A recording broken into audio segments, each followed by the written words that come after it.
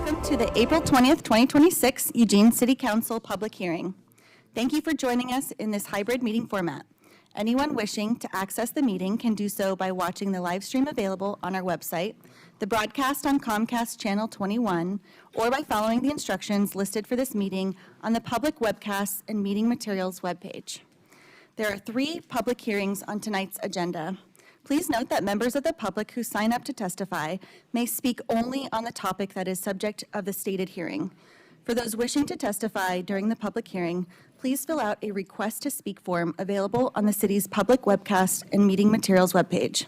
These request to speak forms will be used to generate the order of speakers and correctly enter speakers' names into the public record. We'll accept request to speak forms until 5:35 p.m. As a reminder, Council's meeting rules of conduct apply to all attendees, both in chambers and in the lobby, and include no flags, signs, loud or disruptive language, noise, or conduct that obstructs the business of the council. Please keep the room quiet and respectful for all of the speakers. You are welcome to wave your hands in silent support. Additionally, we encourage those that are ill or who have had close contact with others that are ill to join our meetings remotely rather than in person. We also encourage attendees to spread out within the meeting space and wear a mask if you would be comfortable doing so. We have some available in the lobby if you need one.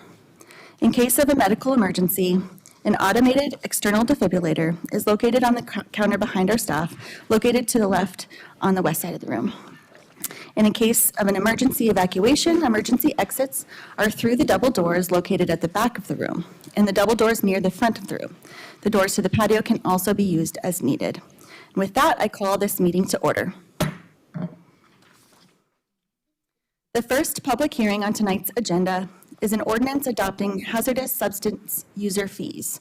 City Manager, can you please introduce the topic? Thank you, Council President. This is a public hearing on an ordinance adopting the hazardous substance user fee for the Eugene Toxics Right to Know program. The proposed rate is $75.22 per full-time equivalent employee with a maximum charge of $2,000 per facility, which is required under state law. This fee structure has been in place since the program began in 1998 and continues to fully fund the voter-approved Toxics Right to Know program. The Toxics Board has recommended this rate to support the fiscal year 2027 program budget. After the hearing, the council has the option to adopt the ordinance as presented or provide direction for modifications. Thank you. I now open the public hearing. Staff, can you please share the list of speakers on the screen and announce the first speakers? Thank you, Council President. We have until 5:35 until the forum closes, but at this time, we have no speakers signed up for this topic yet, but I will have more certainty in just a couple minutes.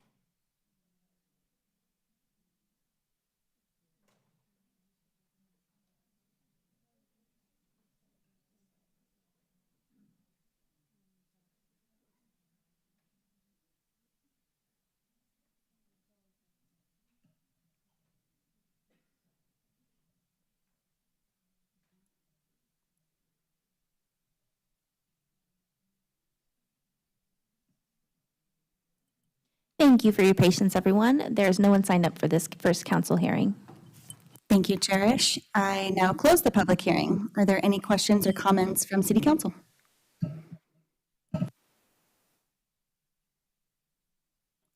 None. The next public hearing on tonight's agenda is an ordinance concerning increased public health standards coordination, amending sections 9.0500, 9.2460, 9.2461, and 9.4165 of the Eugene Code 1971, and providing an effective date. City Manager, could you please introduce the topic? Thank you, Council President. This is a public hearing on an ordinance concerning increased public health standards coordination. This project is in response to a motion passed in June of 2025 by the council that directed staff to develop a land use code to increase coordination with the city's public health regulatory partners. As proposed, the ordinance would require the city to provide notice to the Environmental Protection Agency, the Department of Environmental Quality, and the Lane Regional Air Protection Agency prior to issuing a building permit for new development in the E2, I2, and I3 zones. This is the second council public hearing for the Public Health Standards Project. The first public hearing was held on February 17th, 2026, considered similar ordinance, but on March 9th, the council passed a motion to hold another public hearing on an updated ordinance that includes the same noticing requirements as the first ordinance, but added a requirement for the applicant to attest to any permits they are required to receive from 3 public health agencies. This item is for public hearing only, and potential action on this ordinance is scheduled for June 8th, 2026. Thank you. Testimony presented at this public hearing should be directed toward the applicable approval criteria or other criteria that the speaker believes applies to this decision. The applicable approval criteria for this proposed land use code amendment is located in Eugene Code Section 9.8065. The full text of that code section is available in the findings attached to this AIS for the public hearing.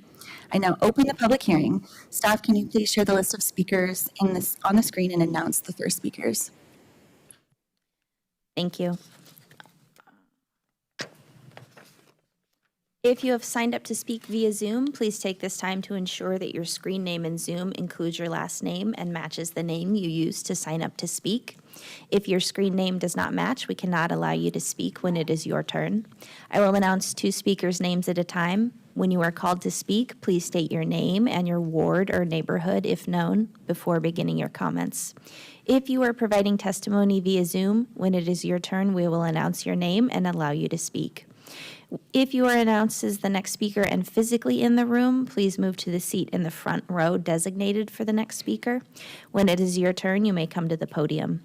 Please leave any bags you may have with you at your seat.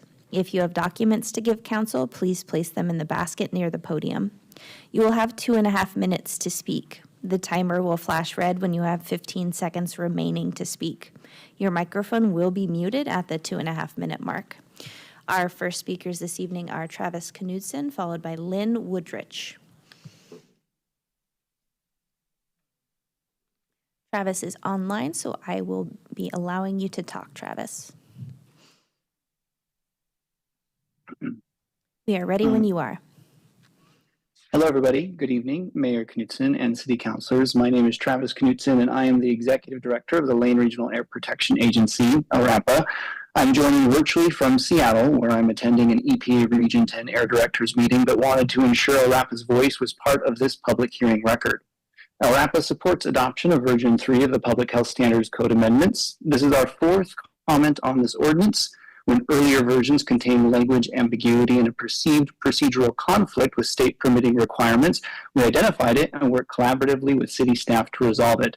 Version 3 is that result. It establishes a workable coordination mechanism between the city's land use processes and environmental permitting without creating a legal or procedural barriers for applicants or agencies. The 2 key elements of version 3, the applicant can attest and the city to notification to regulatory agencies gives us early entry into the conversation of new industrial development in the E2, I2, and I3 zones. This provides value in that ARAPA can verify if air quality permit requirements have been correctly identified before a facility starts operating without the necessary controls. We appreciate the council's decision to move forward with version 3 rather than version 4. The attestation requirement adds meaningful transparency at minimal burden to applicants, and the distinction is value preserved. ARAPA is ready to implement this framework. As the city moves into phase 2, the hazard and risk analysis, we remain committed to providing technical assistance and air quality expertise that inform that work. Thank you for your sustained commitment to the public health coordination in Lane County. We're proud to have a partner in this coordination. Thank you, Travis. Our next speakers are Lynn Woodridge, followed by Courtney Griesel. My name's Lynn Woodridge. I'm the co-chair of the Active Bethel Community and a Bethel resident for over 30 years. I live in Ward 8. I'm speaking on behalf of our board. I'm urging you to adopt version 3 of Part 1 of the Public Health Standards Land Use Code Amendment CA 25-3 as recommended by planning staff. Version 3 requires applicants seeking building permits in the E2, I2, and I3 industrial zones to consult with agencies and identify whether their project requires air, land, or water permits from the EPA, DEQ, or LRAPA, or to attest that none are needed. It does not require those permits be obtained before a building permit is issued.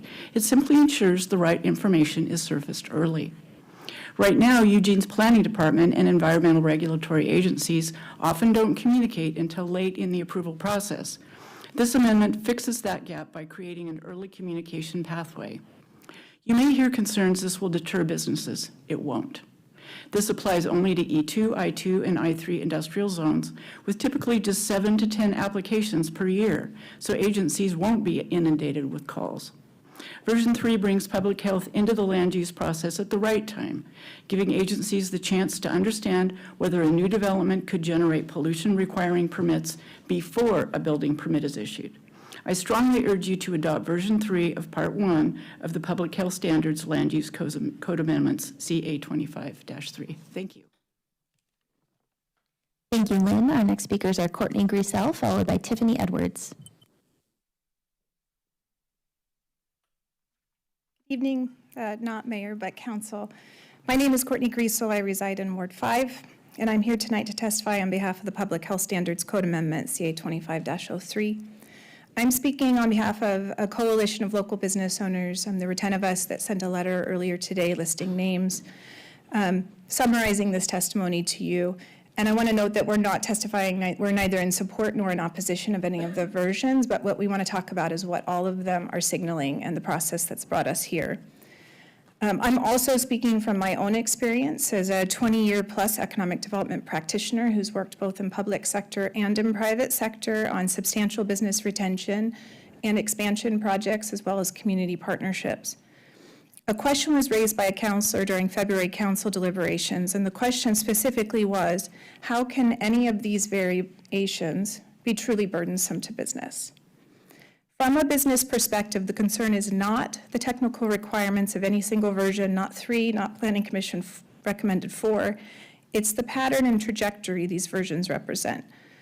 We make long-term investment decisions based on predictability, not just of today's code, but of where policy appears to be heading and how policymakers are leading us in that direction and the conversations they've had through that process. When land use begins to move away from clear and objective and into areas of already governed state, local, and federal regulatory environments, it creates uncertainty and confusion about not only where the boundaries will ultimately settle, but who will be responsible for settling them. Importantly, businesses don't wait for instability to fully materialize before we react. We evaluate patterns early, which is how we avoid disruption, protect jobs, and maintain our long-term commitments to the community. Additionally, language matters. Broad labels like chronic toxic polluter, when used by city staff and elected officials, applied to permitted and regulated entities like us, undermine trust and collaborative relationships needed to achieve public health goals, or really any goals for that matter. We agree public health is critical, and we live these values every day in navigating state and federal and local regulations. So when you ask where the burden lies, it is in the cumulative signals. It isn't in any single version or what it takes to satisfy one task. Thank you. Thank you, Courtney. Our next and final speaker for this topic is Tiffany Edwards. Thank you, and good evening, Council. Tiffany Edwards, I am a member of the Planning Commission, and I'm here tonight in that capacity. I wanted to explain a couple of things on the version 3 that you are reconsidering or have before you for this public hearing. This is a version that the Planning Commission voted down. They did not approve this version. Staff then directed us to provide a recommendation per council's explicit direction. So hence, version 4 was the version that you were recommended. But I thought I would try to do my best to explain some of the issues that we had with the policy. And I've brought some handouts, so I'm going to hand these out. You will get these, I think, tomorrow. But basically, these are the land use, these are the industrial tables, and it has all of the businesses, and I've highlighted them for you on every single page, the businesses that would be subject to this policy. The issue specifically is with, and when you go through and you'll read many, many types of businesses that you would not expect to have a permit for air quality or any of those environmental quality permits. The issue specifically was the fact that these types of businesses are now subject to this policy. These are businesses that don't have a pre-existing relationship with the regulatory agencies. They've never been regulated. These are restaurants, these are bars, these are dance studios, these are martial arts. And because it not only applies to development or to land use permits, it applies to all development permits. So those are things like electrical work, tenant improvements, things that aren't already currently captured in here. Another speaker mentioned 7 to 10 a year. It is greatly more than that because it now applies to the development permits. And so any business that is doing an electrical work or doing a tenant improvement that is permitted to operate in E2, I2, or I3 is subject to this. And this is the reason why the Planning Commission felt that it was unworkable and felt that we should have the city do the attestation and do the outreach to the regulatory agencies to ensure that there was coordination. Thank you, Tiffany. Council President, that was our final speaker for this second public hearing. Thank you. I now close the public hearing. Council will continue to accept written testimony following the closure of the public hearing until action is taken. You may submit written testimony to the email or mailing address provided on the public notice. Instructions for submitting written testimony are provided in the public notice for this meeting as well as in the AIS. If you would like to receive future notices about the proposed land code amendments, please provide your name and mailing address to staff listed on the AIS for this item. Are there any questions or comments from the City Council? Councilor Kaczynski? Yes, I had 2 questions. I don't know if this microphone is close enough. First, on the draft forms that we received, there's a slot that says date contacted if applicable and response date indicated if response is not received. That's just for informational purposes. Is there any requirement that any applicant actually contact these agencies if they know they don't need permits or they know what permits they need? They don't have to call, correct? Good evening. This is Jeff Gepper, Principal Planner for the Land Use Planning Team. That's correct, Councilor Kaczynski. Okay. That's not a requirement. For us, it was more of an idea that if they had contacted and then they indicated that they never received a response, we would want to know that so that we could reach out to our agency partners and find out where the breakdown in communication is occurring. Okay. But if I know what I need, I don't have to call anybody. I can just check. I don't need anything? Absolutely. Okay. And then my second question, are you anticipating that this requirement would create any sort of delay in the processing of any of these permits or put a capacity strain on staff who are processing these permits? There will be added capacity impacts just from the fact that we have to send a new notice. So but once we build in that process, it should be relatively streamlined. From the perspective of an applicant, they do have another form to fill out, and that does add another box for us to check that that form is included. So I would imagine that, is there some small impact to capacity? Yes. I think that will be minor over time. Okay, so it's not us and your staff have to like contact LRAPA and verify information or anything like that before they issue a permit. They just get the form and. Correct, yeah. All we're looking for is that the fact that the form is submitted in any case, because these aren't our regulations to employ. We just want to make sure that they've, filled out that form so that we can submit that form to our agency partners. Okay. We'll review it for their own rules. All right, thank you very much. Thank you. Councilor Groves? Thank you, Council President. Jeff, before you get too comfortable back there, first of all, we all are concerned about our air quality, our water quality. Everybody wants to protect that. I'm more concerned about the unintended consequences. And so I think it's one thing if a filer understands what they have to do. I'm more concerned about the small business that comes in that has no idea what any of this means. Where do they get help? So within version 3 that was, asked to be brought before you, we tried to provide the attestation form that would give at least contact information for the groups that they would need to reach out to, in some hopes that would provide them at least a reasonable point of contact for a place to start, so to speak. This is front and center in my mind. Recently, I met with one of the startups coming out of the U of O Knight Scientific Accelerator. And I wanted to find out what was working well with the planning process and permitting process, what wasn't, where were the barriers, what were the things that would help, and what would he like us to know about that. And I had an idea of what they might say. He went to a place I hadn't even really thought of. And his big thing was, look, I'm a scientist. The people I work with are engineers. We're not business people. We don't understand all the permitting system. We don't know where to go, not even having a list of who the right contacts are for the various things.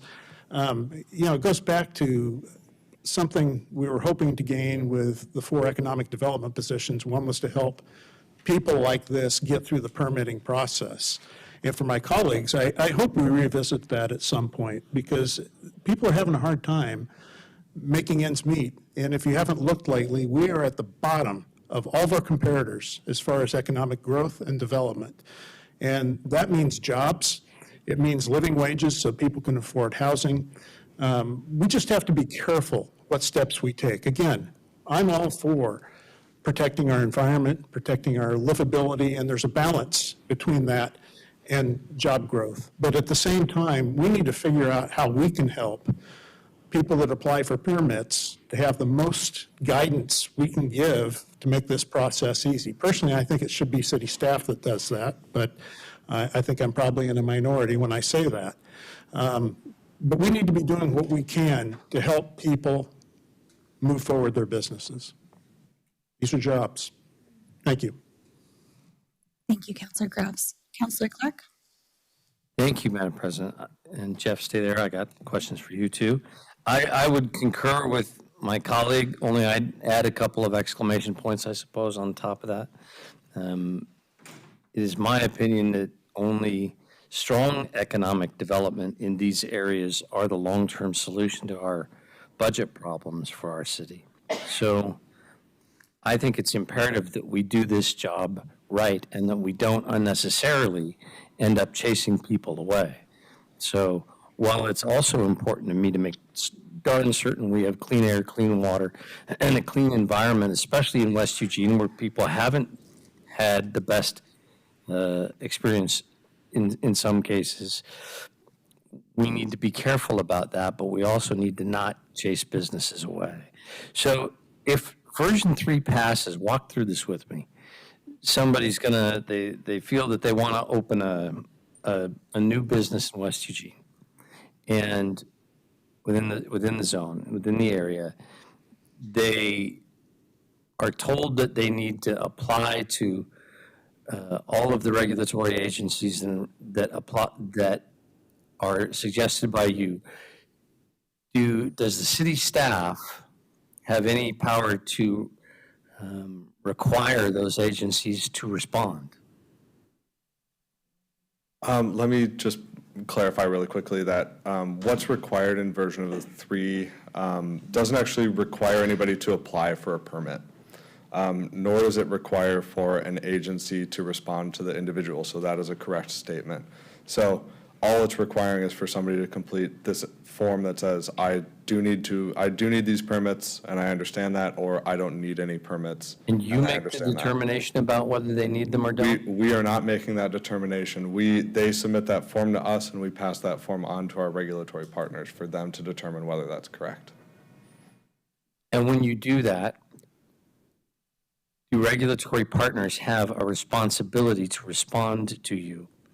No, so the only requirement in the code is that they submit this attestation form, and we then supply that form as well as some basic information about the proposal to our agency partners. Because these aren't our regulations, we don't want them holding up the building permit process. We just want to meet the requirements of this proposed land use code that is essentially just building in coordination and not adding a barrier. And I guess I want to ask, if it turns out that somebody doesn't need a response from a regulatory agency and they don't get one, but it's determined by that agency they don't need to, what does the city of Eugene do with that applicant's permit when no one's responded? So we would review the permit for our own rules and regulations, and this land use code would only require that we've received a form or some documentation that says we don't need this permit, and that would be enough for us to move on and issue their building permit. What if that regulatory agency never provides that response? So to Councilor Kaczynski's question about, we did on our example form include like the date that you reached out to them and whether or not you weren't replied back to, because that's an important thing for us to keep track to make sure that we can build those relationships with our agency partners to ensure that they are responding, or we find out if they're not, then maybe this needs to be revisited. My question is maybe not worded very well.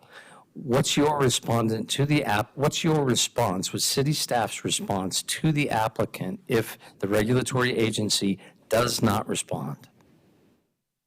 We would tell them that they need to, if they believe they do not need a permit, to fill out the form and submit it to us, and we'll accept that and we'll pass it on to that agency.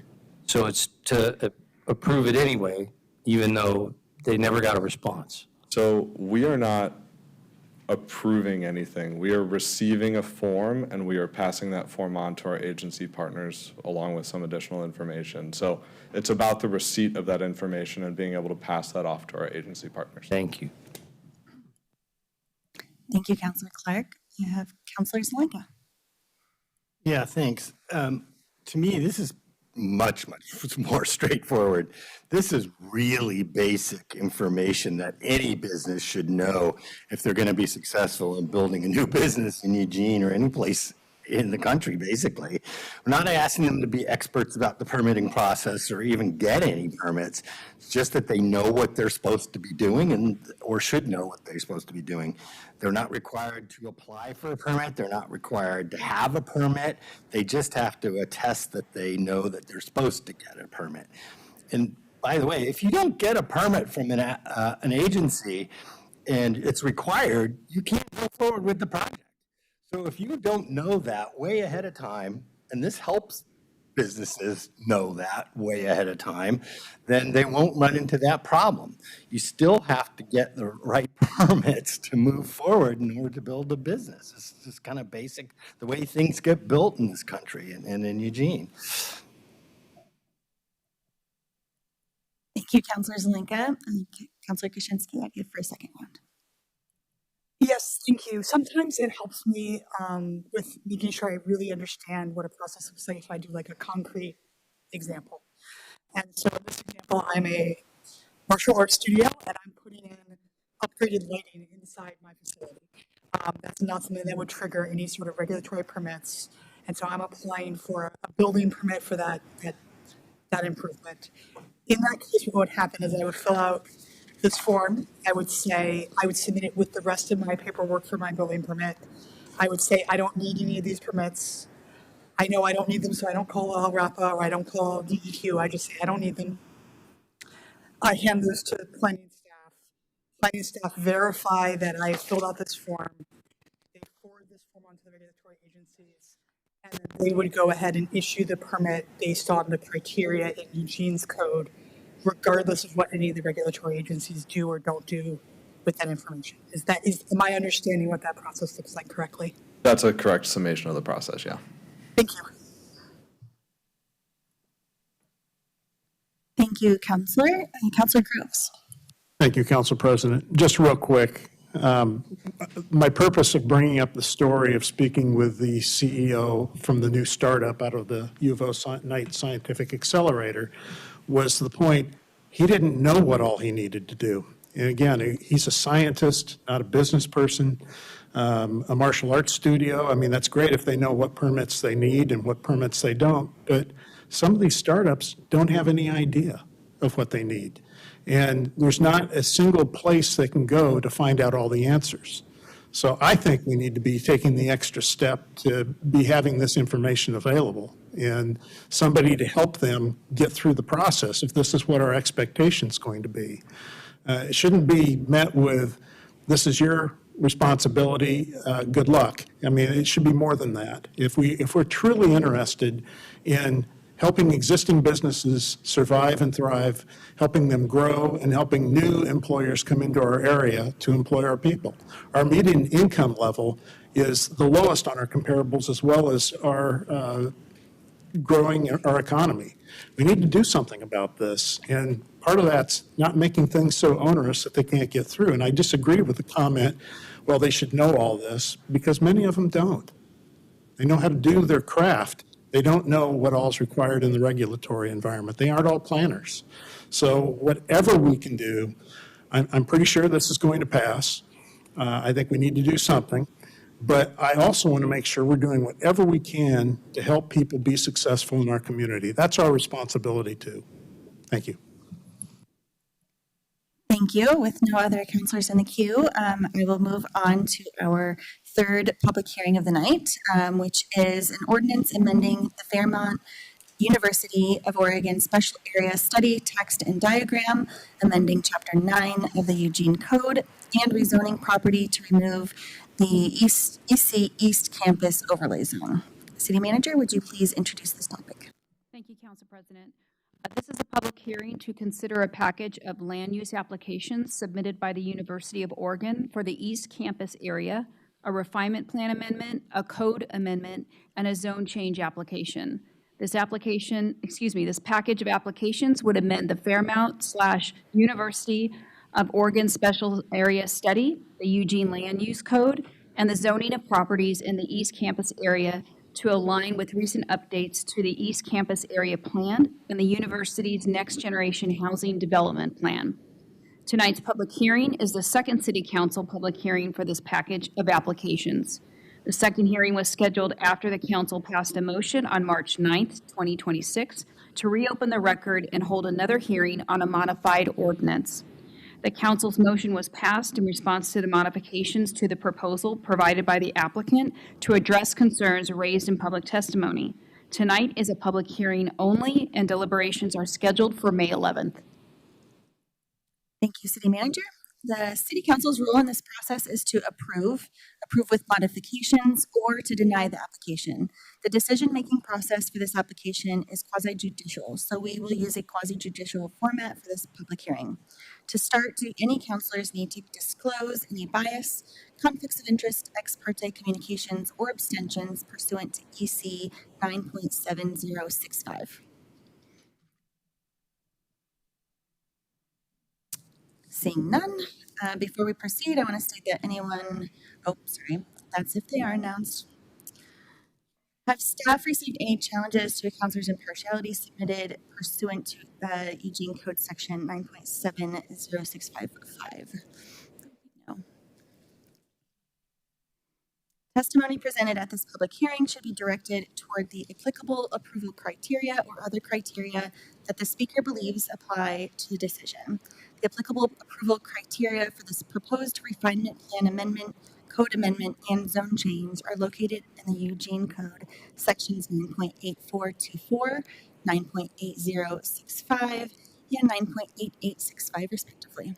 The full text of those code sections are available in the findings attached to the AIS for this public hearing. The failure of anyone to raise an issue accompanied by statements or evidence sufficient to afford the City Council and parties an opportunity to respond will preclude appeals on that issue. For quasi-judicial proceedings, once the public hearing is opened, the applicant will present first and may speak for up to 10 minutes because the applicant bears the burden of showing that the proposal complies with the applicable approval criteria. Then other speakers will each be allowed 2.5 minutes and will be called in the following order: those in support of the proposal, those with a neutral position, and those opposed to the proposal. After this, the applicant will be allowed up to 5 minutes for a final rebuttal. We ask that each speaker begin their testimony by confirming whether they are in support of, neutral to, or opposed to this refinement plan amendment, code amendment, and zone change request. If you would like to receive future notice proceedings related to these applications, please provide your name and mailing address along with your testimony, or provide your name and mailing address to the staff contact identified in the agenda item summary for this public hearing. I will now open the public hearing.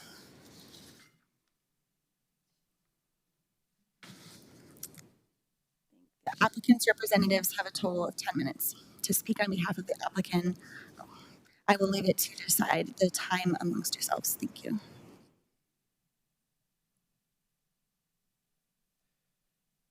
Thank you, council and staff. I'm Colin MacArthur with Cameron McCarthy Landscape Architecture and Planning. I'm joined by Aaron Olson, the Assistant Director of Campus Planning, and will provide the applicant's testimony. We appreciate the opportunity to highlight the importance of this proposal in this second public hearing. I'll start with some brief context. The university is the applicant, and they are proposing a housing plan. The plan addresses short-term needs for more student housing, while also planning responsibly for long-term needs for students, graduate students, and student families. The proposal is the result of more than 2 years of planning. During that time, the university updated its regulatory plans, evaluated housing demand, and identified the specific barriers that are preventing needed housing from being built. The changes are designed to remove known barriers, nothing more. They would allow residence halls as a permitted use, increase the maximum height from 45 feet to 85 feet, expand the residential transition area from 60 feet to 75 feet next to R1 properties, and increase the height limit within that transition area from 30 to 45 feet. These are the foundational elements that have not changed since the proposal was originally submitted in March 2025. Residence halls are an appropriate use in the plan area. In fact, they are generally lower intensity than many academic or instructional uses. Those other uses draw large numbers of people throughout the day, often from early morning to late evening, with sharp peak hour surges. Residence halls function differently. They are living spaces for a defined population with predictable and relatively low peak activity. The original prohibition on residence halls was based on land needs in 2004, over 20 years ago. Circumstances have changed. Since then, the university has developed 6 new residence hall communities, 4 of them in the East Campus area, as well as renovating Justice Bean Hall. The East Campus area is particularly well suited for housing.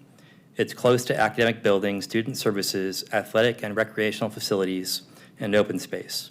It's well served by transit, by pedestrian infrastructure, and it's adjacent to commercial activity along Franklin Boulevard, 19th Street, and Agate Street. This is exactly where student housing belongs. With respect to building height, 85 feet is appropriate and necessary.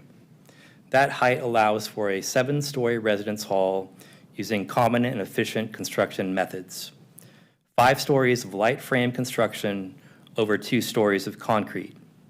This approach reduces construction costs and ultimately housing costs. The university has used this exact approach successfully in recent projects like Yasui Hall and Unthank Hall. Shorter buildings significantly increase costs and make student housing harder to deliver. Within the residential transition area itself, the proposed 45-foot height limit is only slightly taller than what's allowed in R1 zones, and that provides a reasonable and gradual transition in scale. There has been an assertion that this proposal does not meet the approval criteria. That claim is incorrect. Neighborhood plans are not meant to be static. The plan itself calls for review after 10 years. In this case, it's been over 20 years since the last update. The plan also states clearly that it is a policy framework, not a zoning code, and that it is intended to be flexible. Both policy and circumstances have changed significantly in the last 20 years. The state has enacted extensive housing legislation to increase production and remove regulatory barriers. The city has implemented those policies through new housing standards and processes. Meanwhile, housing costs and construction costs continue to rise sharply. The university has nearly exhausted its available land, and the remaining viable housing sites are all in the East Campus area. There's an unmet demand for on-campus housing. This proposal responds directly to those realities. In closing, this is a housing plan that meets real needs. The university has demonstrated, especially in the East Campus area, that it can deliver high-quality, well-designed student housing. Without these changes, housing needs simply cannot be met. The approval of this proposal is a concrete step towards addressing the housing crisis. We respectfully encourage council to move forward without further delay.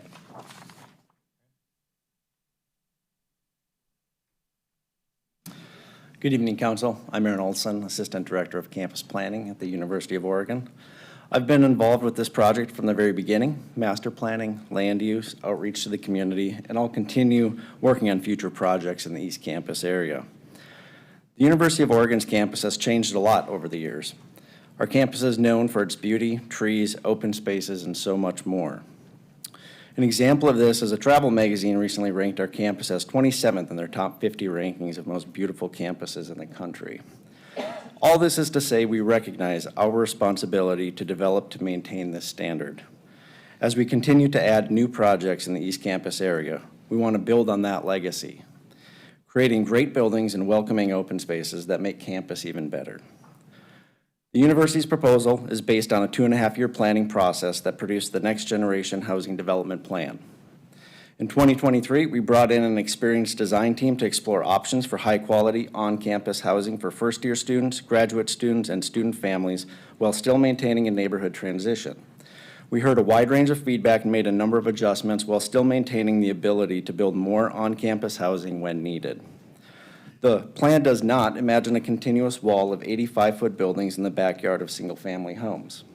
Instead, it increases housing density on university-owned land, creates high-quality open spaces and amenities, keeps the current campus boundary, we're not proposing to expand the boundary, and maintains a transition to the neighborhood, a different one from 2004, but still a transition. There are both benefits and challenges of living next to a major university. We recognize that, and we work to address issues around events, traffic, construction, and other impacts that cross the university boundary. After the January 20th hearing, we made modifications in response to concerns, and we're also studying traffic on Agate Street to identify improvements for all travel modes. That work is in addition to the TPR analysis. A strong relationship with the neighborhood matters to us. We have continued to meet with neighbors throughout this project. We understand their position, and we recognize there are aspects of the proposal we must agree to disagree.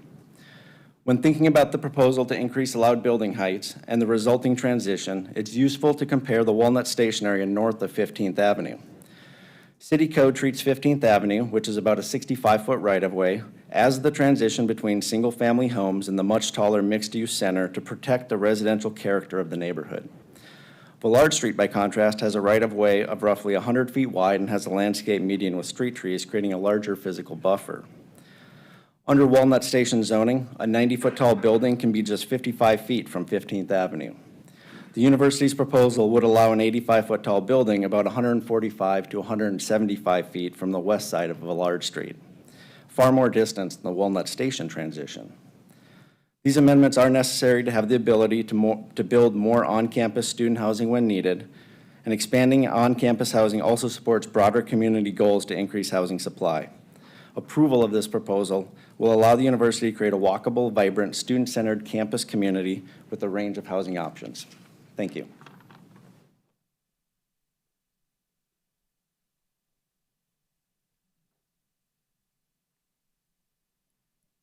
Thank you. Staff, do we have any interested parties asking to speak? Thank you, Counselor. Yes, we do.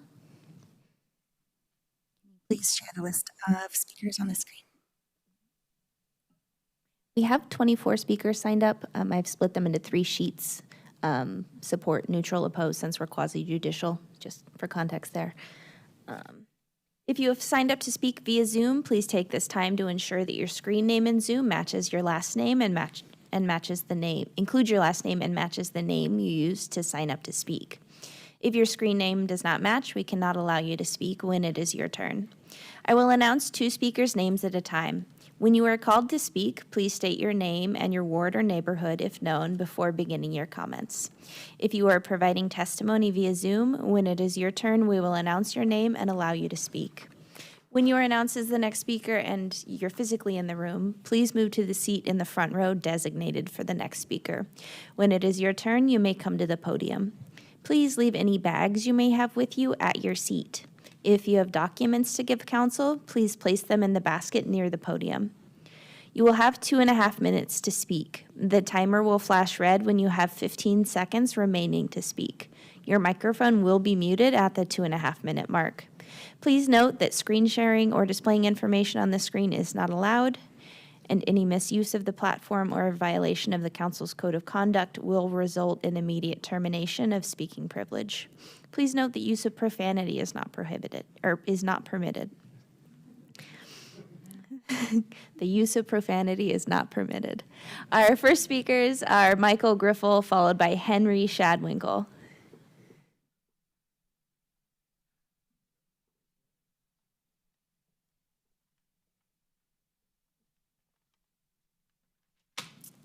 Hello, City Council. Thank you for having us and staff. My name is Michael Griffel. I serve as the Associate Vice President for Student Services and Enrollment Management and the Director of University Housing at the University of Oregon. I strongly urge you to support the changes. This is really a needed evolution to this process. This ordinance is, at its core, about a strong Eugene community, a strong university community, student success, inclusion, and belonging. Students who live on campus in University of Oregon residence halls, in comparison to those who don't, have higher grades, stay at U of O at higher rates, graduate at higher rates, and graduate faster. Students who live on campus are more engaged, more connected, feel a stronger sense of belonging, and feel more support. The residence halls, being closely adjacent to one another, forming a community within a community, heightens connection, inclusion, and belonging. Because students who live on campus their first year succeed at higher rates, the university is stronger. When the university is stronger, the greater university community and Eugene community are stronger. Housing's expensive. Building as efficiently as possible helps to reduce cost and increases access. This ordinance allows for much more housing to be built much more efficiently. The university needs to be able to build adequate, contiguously on-campus housing so that more students are not pushed into an already tight rental market, displacing families, increasing rents, and forcing students and non-students further from campus, further from transit, and further from support services. The University of Oregon's beautiful campus. The university's been purchasing properties in the East Campus area for over 70 years and for the purpose of being able to expand when needed. UO residence hall occupancy has increased well over 40% in the last 20 years since the last ordinance on this campus overlay was reviewed. Approving this ordinance is not just a zoning decision. It's a student success decision, it's a belonging and inclusion decision, a strengthening the university decision, and a strengthening the greater Eugene community decision. Thank you. Thank you, Michael. Our next speakers are Henry Shadwinkle, followed by Jenny Ulam.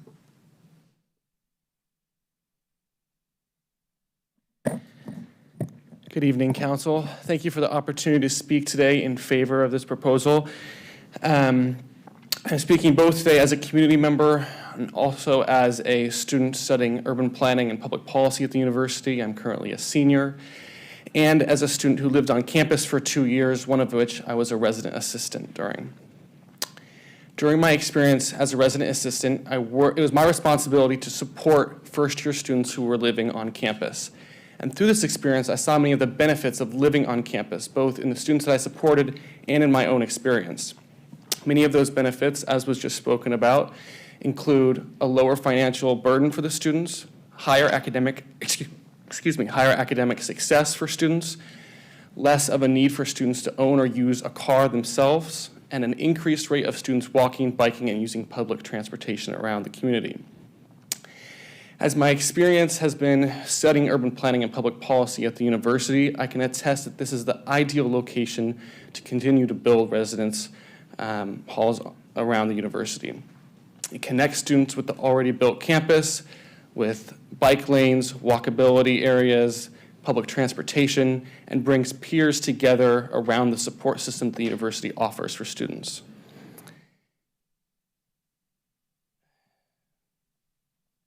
I encourage you, or I would like to remind the council that by supporting this measure, you will be increasing the total number of rental spaces across the entire city of Eugene, both supporting the students and the university, but also the broader university community. I would also like to remind the council that on the City of Eugene's website, under the urgent community needs is the city's goal to stabilize housing costs across the entire community. I'd like to remind you that this is an opportunity to take a step towards achieving that goal, both in supporting the entire city of Eugene and also the students and faculty at the University of Oregon. Thank you. Thank you, Henry. One reminder to our speakers tonight, please state your name, your ward or neighborhood if known, and even though I have separated it into 3 groups, please confirm whether you are in support of, neutral to, or opposed to this refinement plan amendment. Our next speakers are Jenny Ullum, followed by Bob Choquette. Better not mess this up after just getting those instructions. Jenny Ullum, I'm in Ward 3, and I'm in support of the proposal before you. I actually live 3 blocks from the University of Oregon at 21st and University, and so I'm very familiar with the pressures that come from living in proximity to the university.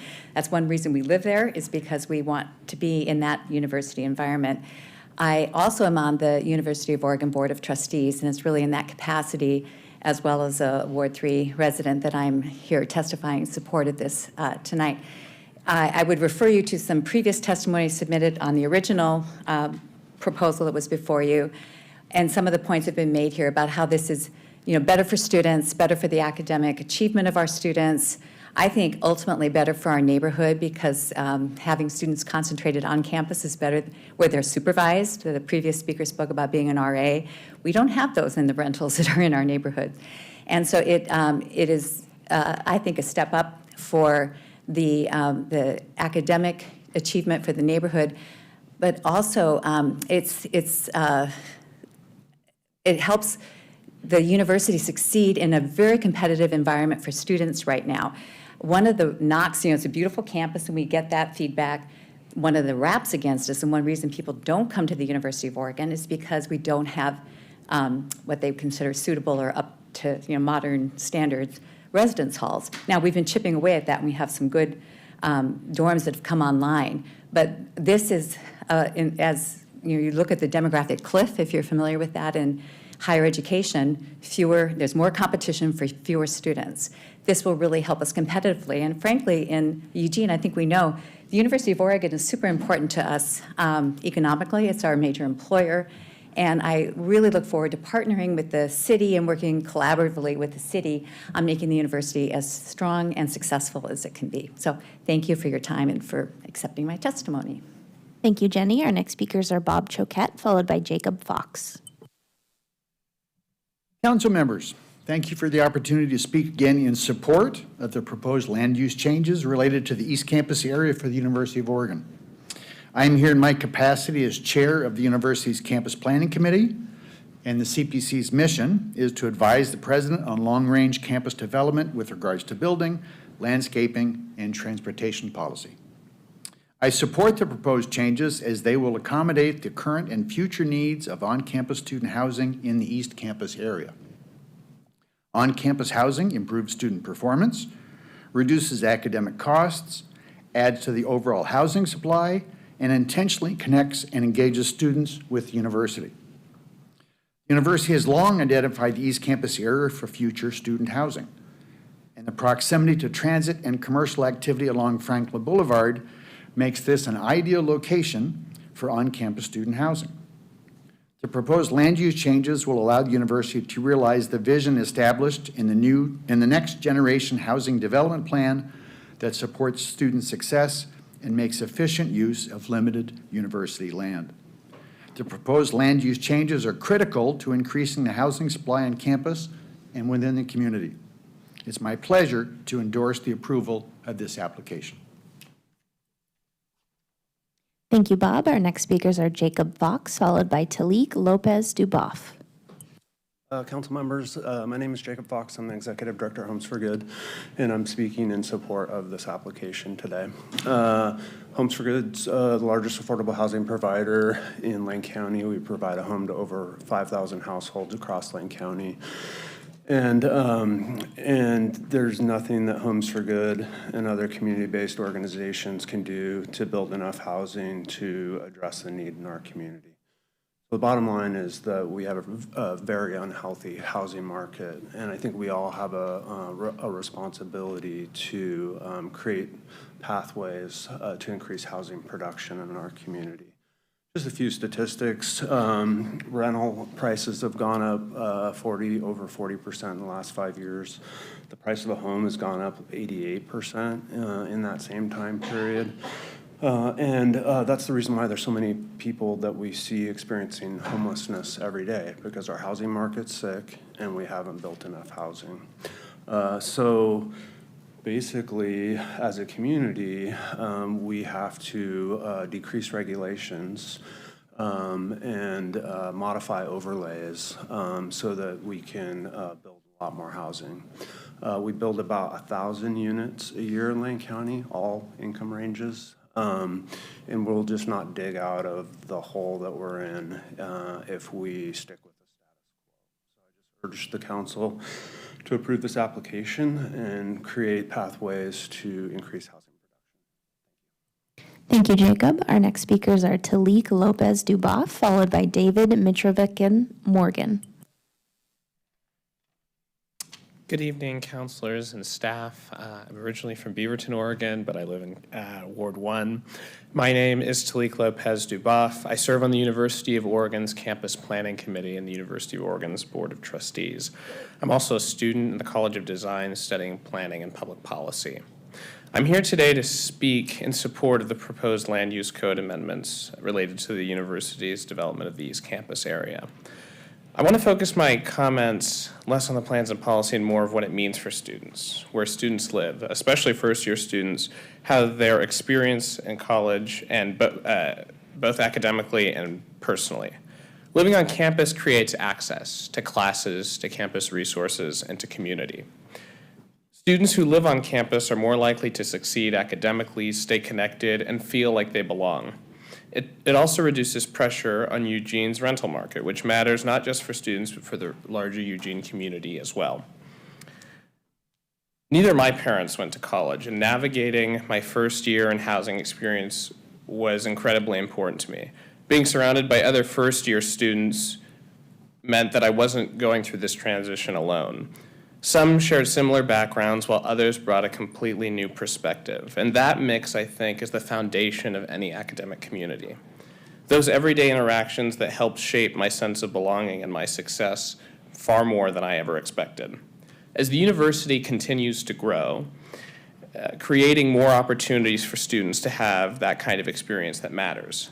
This proposal helps make that possible by allowing additional student housing in a location that already makes sense, close to campus, close to transportation, and close to existing services. This isn't about sudden change, but about continuing a long-planned effort to meet students' needs in a thoughtful way, while being mindful of the surrounding area and the broader U of O community. For those reasons, on behalf of the students that I represent, I respectfully urge the council to support these amendments. This ultimately is about creating more opportunities for students to succeed and feel here at home in beautiful Eugene. Thank you for your consideration and your time. Thank you, Talik. Our next speakers are David Morgan, followed by Peter Craycroft. Hi, members of the council. My name is David Mitrich Morgan. I'm a resident of Ward 3, as well as a student at the University of Oregon, a member of its Board of Trustees, and an employee of University Housing, the department responsible for building the student housing at the center of tonight's conversation. Today, I want to say something that's a little different than all the public comment you've heard thus far, and that's talking about the nature of this proceeding, which is that it is quasi-judicial. And so, what does that mean? That means that the question before you today is not whether you like this project. The last time this ordinance came before this body, nearly all the testimony I heard, including my own, was on merit. Proponents talked about the need for housing. Opponents spoke about density, traffic on Agate Street, and what taller buildings would mean for surrounding streets. And so far, that has been the case today. While it's neither wrong to care about those things, and nor is it wrong for them to be presented, the proceedings today do not ask you to weigh preference. They ask the question very specifically: did the applicant, the University of Oregon, fulfill the legal obligations and approval criteria required for this project? I firmly believe that we did, and that's why I'm testifying in support of today's ordinance amendment. The University of Oregon submitted 3 land use applications: a refinement plan amendment, a code amendment, and a zone change. All were evaluated against codified criteria: statewide planning goals, the city's comprehensive plan, and area-specific plans. The Eugene Planning Commission voted 4-0 to advance the proposal, and in the words of Chair Jason Lear, said that, quote, "it did appear to meet the approval criteria as articulated by staff." Before that, there were 2 years of planning, an open house in March and September of 2024, a campus planning committee public hearing in October 2024, and even most recently, when neighbors raised concerns during the last public meeting, the university didn't dig in, but actually modified the proposal. I work in the department that's building these dorms. I sit on the board of trustees. I know what it took to get here: every required channel, the right-of-way, on record, and subject to review. Not approximately, but all of it. Again, the question before you today is not, is this proposal good or not? It's, did the applicant do what is required? I say yes. I believe the record says yes. I know the Planning Commission said yes, and I hope that your vote would say the same. So thank you for your time. Thank you, David. Our next 2 speakers are Peter Craycroft, followed by Tiffany Edwards. Okay, so I wasn't actually expecting to be, greetings. I wasn't expecting to be here quite so soon, but I think I can deal with it. So I live on 19th, and I took a neutral position here because I'm on the border. I have 65 years here, being part of the university as a student, as a teacher in the design department, as a board member, and as a donor to the university. I probably have walked the campus more than almost anybody, certainly the top 10%. I'm down there all the time. I'm glad to see the density that exists in the dormitories that are on the campus now. But I'm very concerned about the Maginot Line. And I say that with a lot of experience in dealing with the increased densification of my neighborhood, and seeing pressure from the city and pressure from the university operating in a way that is hard to understand often, where you'll think that there's an agreement between the neighborhood group. There was a time when the neighborhood groups had more formal relationships with the city that were kind of defined, and there were these rules. And then you would see, in my neighborhood particularly, that the idea of grandmother's cottages, grandfather's cottages, was accepted, and then it was kind of expanding, and there were these kind of agreements. And then all of a sudden, you'd see a permit on a building in the alleyway, and you'd call the city and say, hey, what's going on?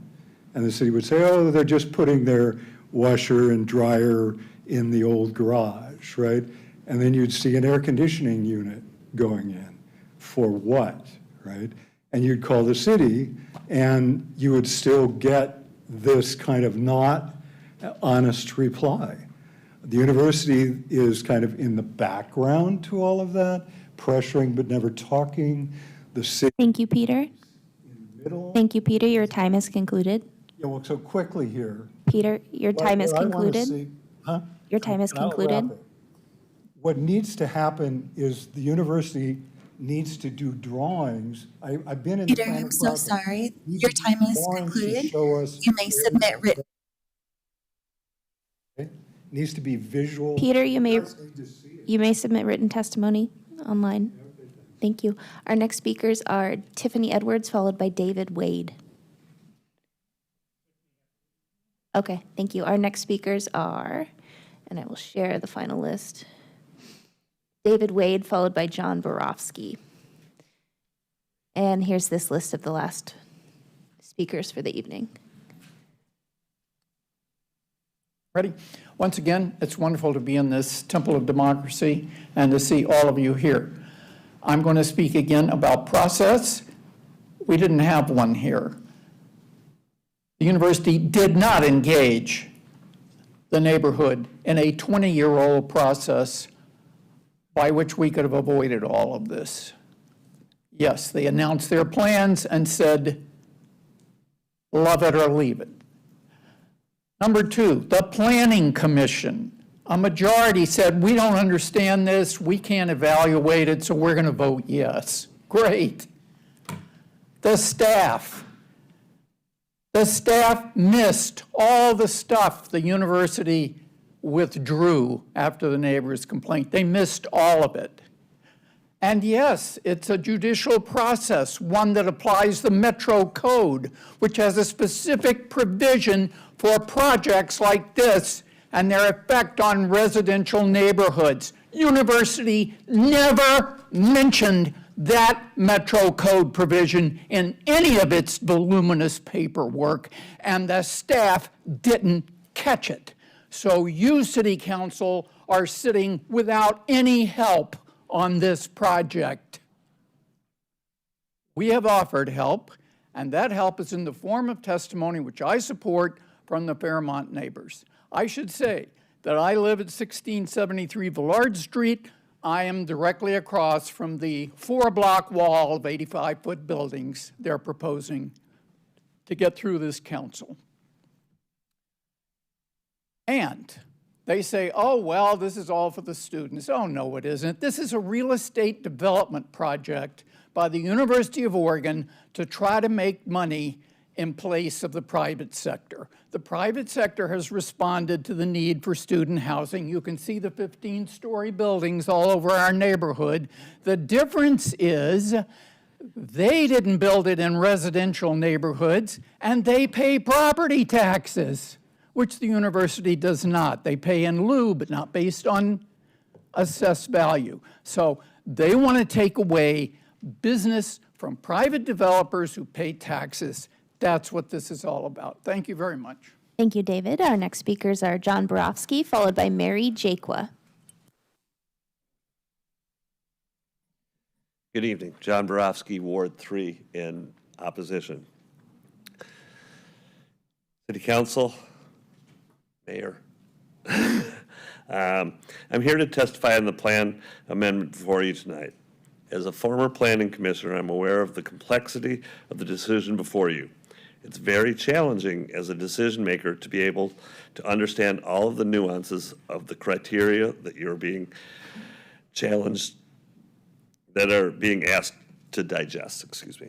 Even more so because of the fact that this is quasi-judicial, so getting input from interested parties is limited. Neighbors have articulated several criteria that are questionable. Remember, it is the applicant's job to meet the approval criteria. I want to point out that you have the option to approve, deny, or approve with modification. In this case, the best and fastest way to achieve the outcomes that both the neighbors and the university want is to deny the application and let the parties work out the differences. This would not be you opposing the stated goals of the university or the neighbors. It would be a way for you to, as our elected decision makers, saying that we can do better for all involved. And just looking back at my time on the Planning Commission, I sat on several quasi-judicial decisions, and I heard the good arguments on both sides. And the arguments that you've heard tonight from the proponents of this are valid. All of those are great ideas. But what you're asked here is to use the approval criteria to make the decision. When I was sitting on Planning Commission, that's what we had to do, and we forwarded that decision to you guys as the decision makers. We couldn't say, yes, I hear you, and your concerns are valid, and I believe it. We had to look at the criteria. In this situation, both the opponents and the people who are in favor of these have great things to say about the neighborhood and the university. You can refuse it and not be bad guys. You can refuse this thing and let us work it out and make sure that we get the best result for the whole city and the university. Thank you. Thank you, John. Our next speakers are Mary Jaquia, followed by Carol Isaacson.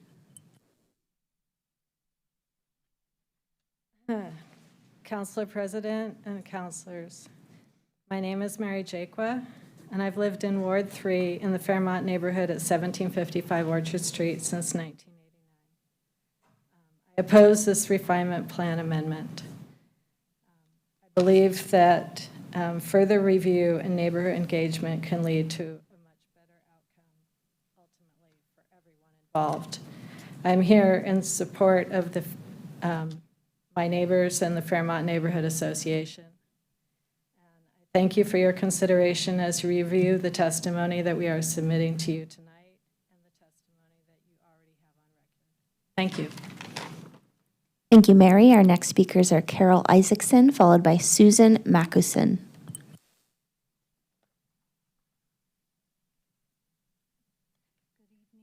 Carol Isaacson, Ward 3. Been a homeowner in Fairmont neighborhood for about 30 years now. I'm a U of O graduate, and I support the university, but I am opposed to the changes that they have proposed. I was at the meetings when the university came and attended and assured us neighbors that the building height would be no more than 3.5 stories high.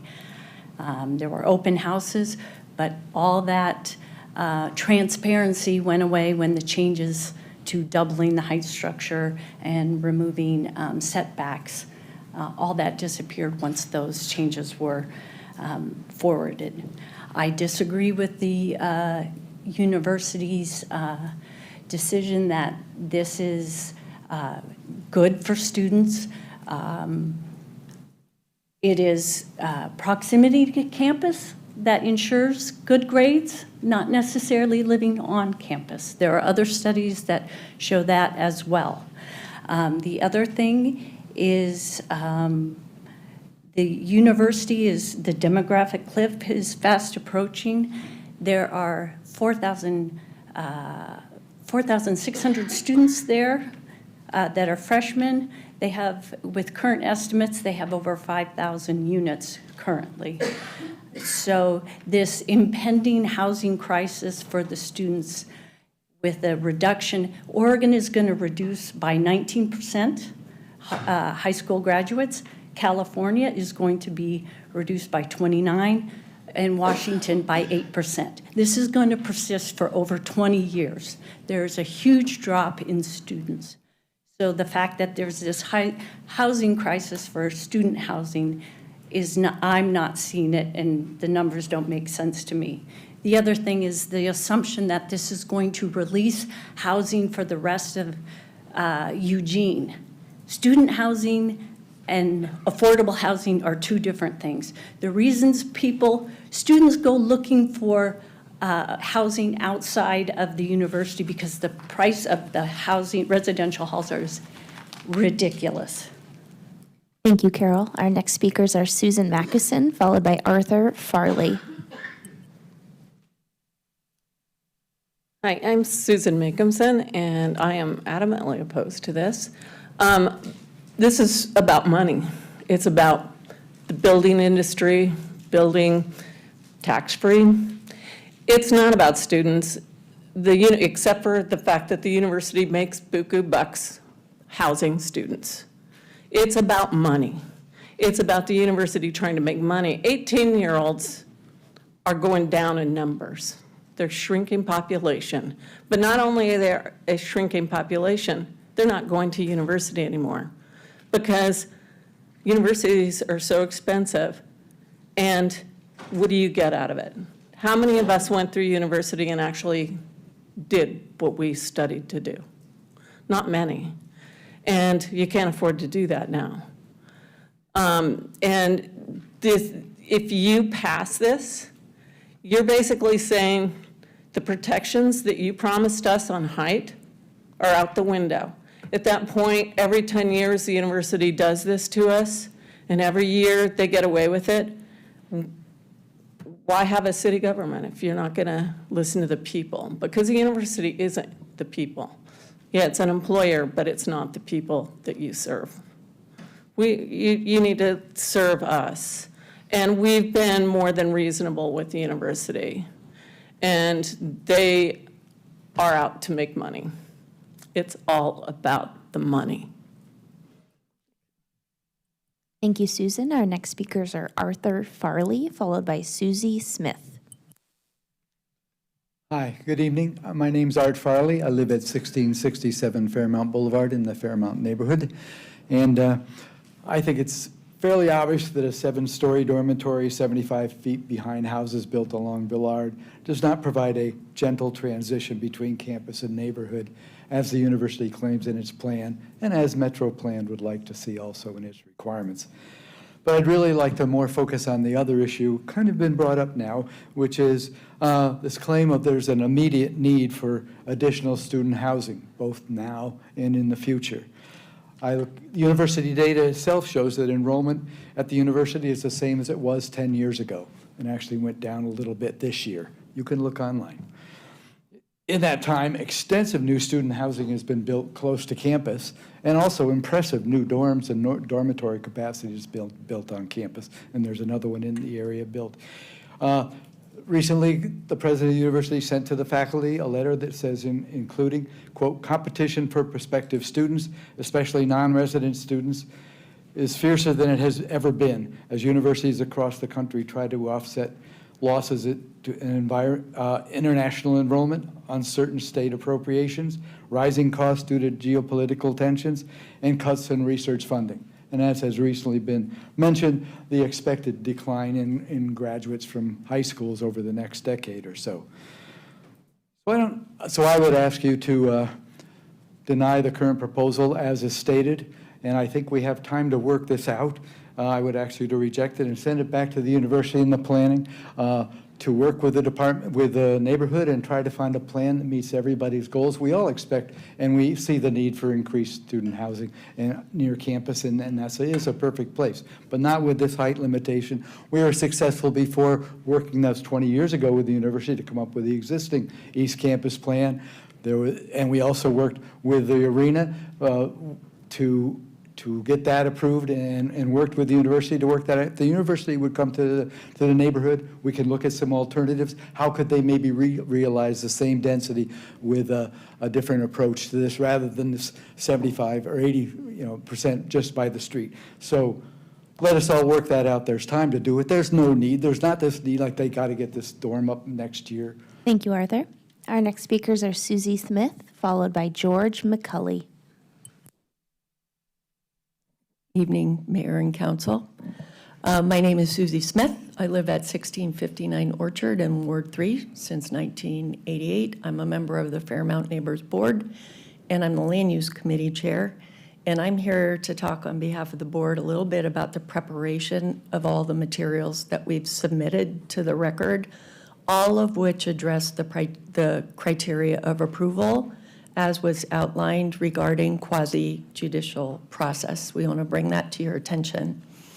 I hate talking about myself, but was asked to talk about this because, so I have a master's degree in urban and regional planning from the University of Oregon, and I had a 23-year career at the city of Springfield, 9 of which was as a land use planner and the planning supervisor, during which time I wrote refinement plans, processed refinement plan and code amendments, wrote findings, et cetera, et cetera, et cetera. Retiring as public works director, I dealt with land use issues all the time. So I'm qualified to do this evaluative work.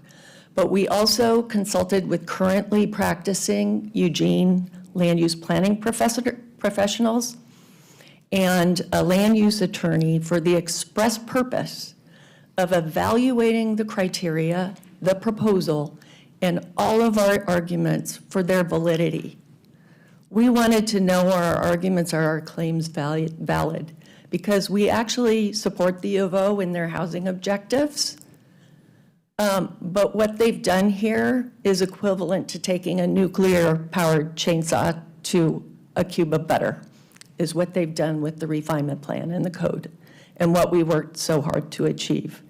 So our testimony is not the long-winded ramblings of a not-in-my-backyard anti-development neighborhood group.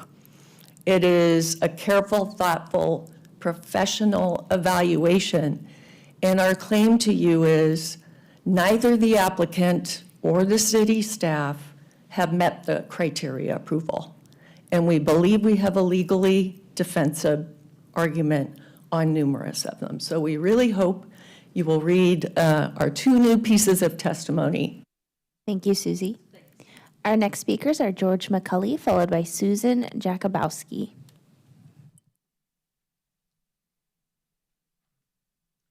Good evening, councilors. My name is George McCulley, and I resided in the Fairmont neighborhood, first at 1638 Orchard Street, and currently at 2081 Fairmont Boulevard, the home in which my father was raised.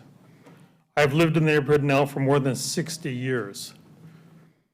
This has been and is my home and has been so for the McCulley family since 1915. I support many of the aspects of the current proposal by the university that is before you again tonight. However, for the university to claim that this land use change will not impact the character of the neighborhood fails to recognize that this proposal, and in fact many of the previous proposals, have in fact changed the character of the neighborhood.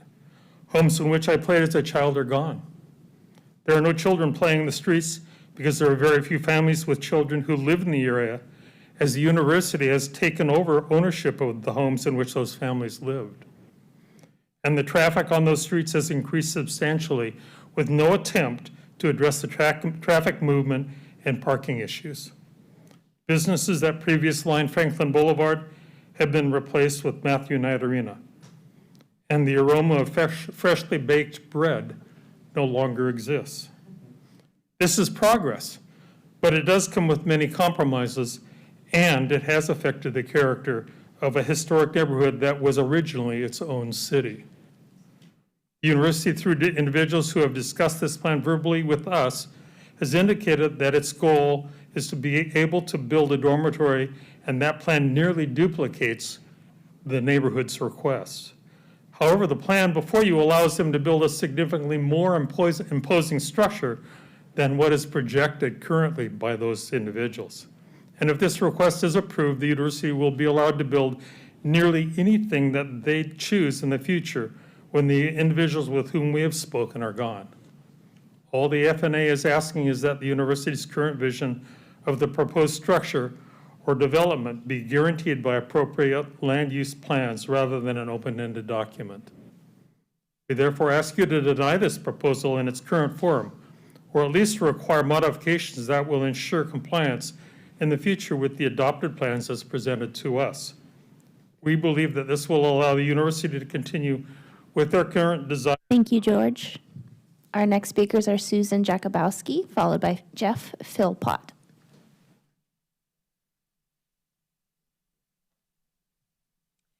Evening. My name is Susan Jacobowski, and I live at 2018 Orchard Street. I am opposed to the proposal before you tonight and here to support the Fairmount neighbors' testimony as submitted this evening.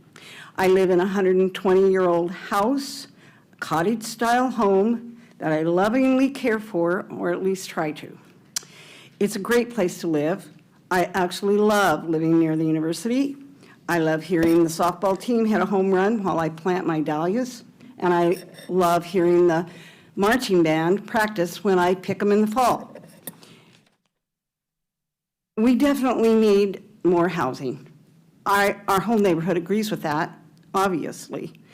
It's very obvious. I think students should live on campus. I love seeing that. That's not the issue here. We're not opposed to the university's plans. We just want them to be good neighbors and to respect our neighborhood. We only ask that they plan their project with the neighborhood in mind and not overpower us with 85-foot tall buildings right behind our homes. Unfortunately, the particular plan we speak of tonight needs some revision, and the way I understand it, the process you have before you requires that you vote no so that we can send this back and the neighborhood and the university can enter into dialogue that we can come to some kind of compromise and come up with something that works for both parties. Please, please, I ask you to vote no so we can continue our dialogue, we can work out this problem, and continue to keep our neighborhood the way it is. My street is a great street with strong sense of community. My house is a happy little house, and I really hope you vote no so that my house can stay a happy little house and my neighborhood can stay a nice neighborhood. I thank you, and my happy little house thanks you. Thank you, Susan. Our next speakers are Jeff Philpott, followed by Hollery Kayableh. Good evening, counselors and mayor and staff. Thank you all. My name is Jeff Philpott. I live in the Fairmount neighborhood, and I currently serve as a co-chair of the Fairmount Neighbors Association, and I'm speaking in opposition of this proposal tonight.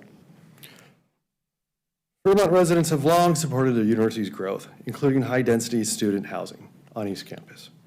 Many of us chose this neighborhood because of its character and its close relationship with the university. We value that connection, we really do. At the same time, we are committed to preserving the safety, livability, and historic character of the neighborhood. Goals that are clearly reflected in the Metro Plan, the Refinement Plan, and Eugene Code. Tonight, many Fairmount residents are here in support of the testimony. I'd like to ask those neighbors to stand up briefly.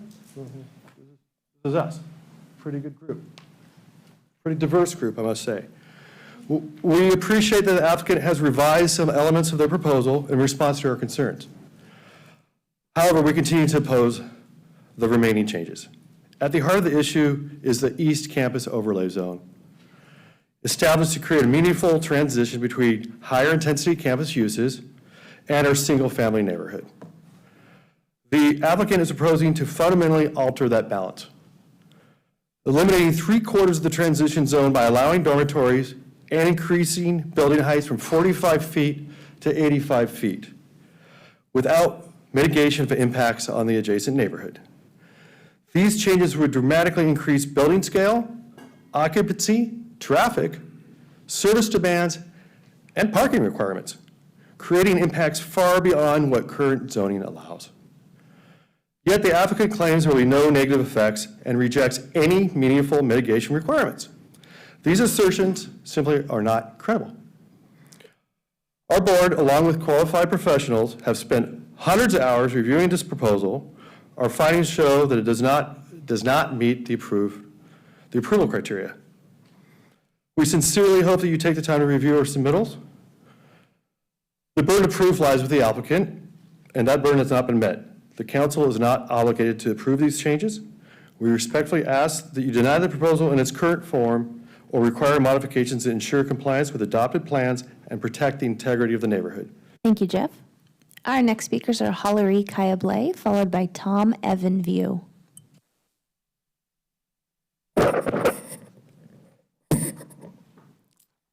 Hi. And my name is Hillary Kayablu, just for the pronunciation. Okay, and Steve, my husband Steve and I have raised our children at 1818 Villard Street, where we've lived for over 40 years. We love the U of O students and we support the university. But about every decade, it seems, we have to fight to get new planners to work with us. It's stressful and unnecessary. We are losing a lot of sleep and our health is suffering. To cope, we look for silver linings. We are so grateful for our Fairmont neighbors' support for us and their love of the neighborhood. And we're grateful that you might hear and understand our reasonable concerns. We're also glad that the U of O tried to fix their flawed proposal, but the edits just show how bad it was and keeps the most harmful part, 85-foot walls. They say they've been buying up homes here for 40 years, as if that means the destruction of our neighborhood was inevitable and we should have gotten out of the way. But when the U of O started buying those homes, we didn't run away, and city leaders created the neighborhood refinement plan to protect the neighborhood. 20 years ago, when the U of O tried to update the plan, the city made them work with the neighbors. That deal allowed much taller, denser development to support the U of O, leaving only a small L-shaped buffer to protect nearby homes. Now we're accused of being NIMBY neighbors for asking for some modestly stepped heights. Shifting baseline syndrome is when people gradually accept a worse environment as normal. The long-term damage, the long-term damage is hard to see and impossible to reverse. Only those who are there for a long time can see the gradual decline. None of today's U of O planners, city staff, or planning commissioners were here 40 or even 20 years ago. We were.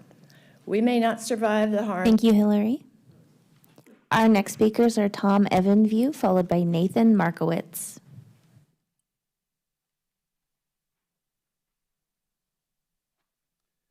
Good evening, Council. My name is Tom Evanview, Ward 3, and I am opposed against the application. As a 30-year homeowner of Fairmont, I've seen a plethora of changes in our historical neighborhood. Our neighborhood has experienced firsthand an increased crime, traffic, noise disturbances, littering, property neglect, family home conversions to rentals, and on and on. And these issues are the result of the unintended consequences from previous expansions by the university. Now the university's top-down approach is again pressing our historic neighborhood for its next capital project for future student dollars, even though sources warn a student cliff is about to begin and government-issued student visas are experiencing a 36% drop in issuance due to stricter policies and increased rejection rates.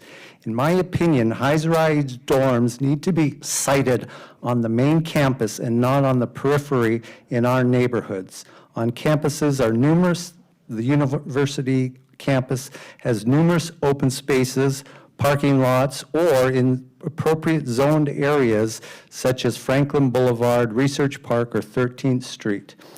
Since the applicant's March 2025 application, the university administration has not met with community owners and the FNA to address our neighborhood concerns surrounding zoning changes from an allowed height of 45 feet to a maximum 85 feet. I ask the council to vote no and not allow the university to build any high-rise in our historical neighborhood. Allowing this intrusion will burden the community with additional traffic, parking, noise disturbances while contributing to family relocation nearby as established residents flee to avoid the perils and chaos of student housing. I stand with the FNA. I also, in terms of notifications of this meeting, received 2 blank pages from the city regarding attending meetings. So something needs to be done. I'll leave these as examples. And also, one of them was addressed to someone else that came to my address. Again, blank pages. Thank you, Tom. Our next speakers are Nathan Markowitz, followed by Steve Gabb. Counselors, thanks again for your time and service, and also for letting us all speak. I know this is a long meeting.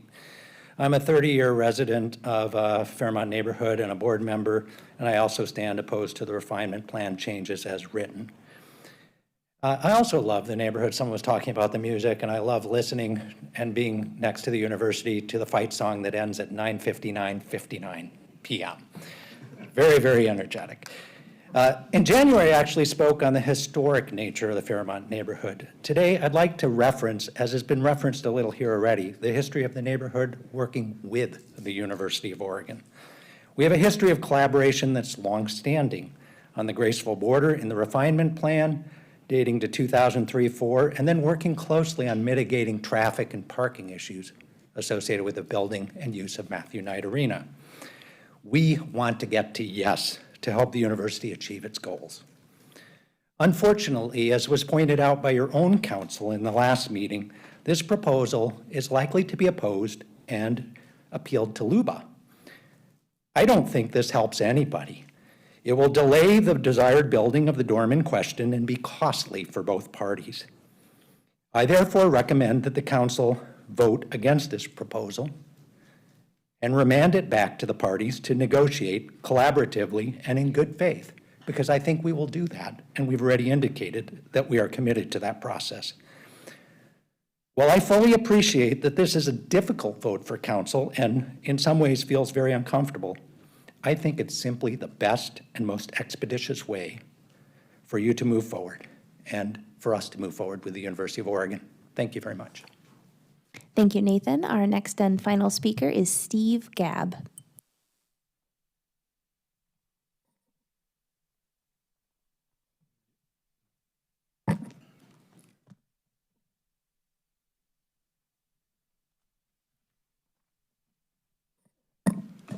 My name is Steve Gabb, and I live at 1818 Villard Street. I'm opposed to this proposal. Thank you all for the time you've taken wading through hundreds of pages of written testimony. Thank you for looking at our scale model. If you haven't played with it already, please do. Take it apart and see that the U of O can already build up to 4 stories in the buffer zone. And they can build 85-foot high-rises everywhere else in the entire East Campus area right now today with no changes. Rest assured, denying this proposal will not prevent their goal of more students living on campus. Let's recap. We're here today because the applicant made a whole bunch of changes to a half-baked proposal. They say they did it as a gift to appease confused neighbors. I think they realized that a LUBA appeal was going to be a slam dunk, and they're trying to shoehorn this thing back into something more defensible. It's better than it was, and I appreciate the U of O administrators who stepped in to try to help, but it's still a mess. Legal precedent was ignored. Type 5 was used in 2003 and should have been again. To get here, history was misconstrued to say that you must accept U of O plans as policy.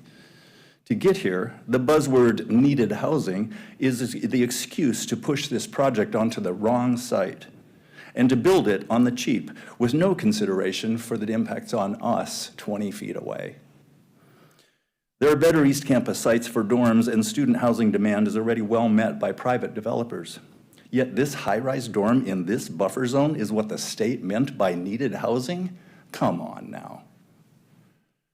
It's to attract new students, not to relocate the ones living in apartments around town, and it's not to house homeless folks. More cars, more people, and not a solution to any of the concerns you have today. I served on the city's infill compatibility standards task team, helping figure out what good infill was. To get here, you must ignore everything we learned about good infill. It's too bad you can't tell staff to convene stakeholders to improve this application without denying it. Lacking that option, the Fairmont Neighbors amendments would make the application more tolerable. Please adopt those amendments or deny the application. They say we haven't proved the negative impacts. Just come visit me, stand in my yard, and if you don't think there's a negative impact, I'll withdraw my opposition. Thank you. Thank you, Steve. Council President, that was our final speaker. Thank you, Cherish. At this time, the applicant may provide up to 5 minutes for rebuttal.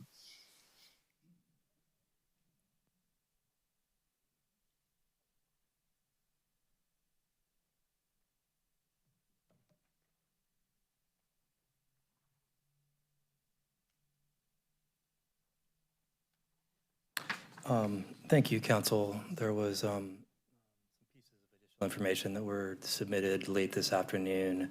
We've had some opportunity to review, so I'll take this time to first address maybe some misconceptions in that information.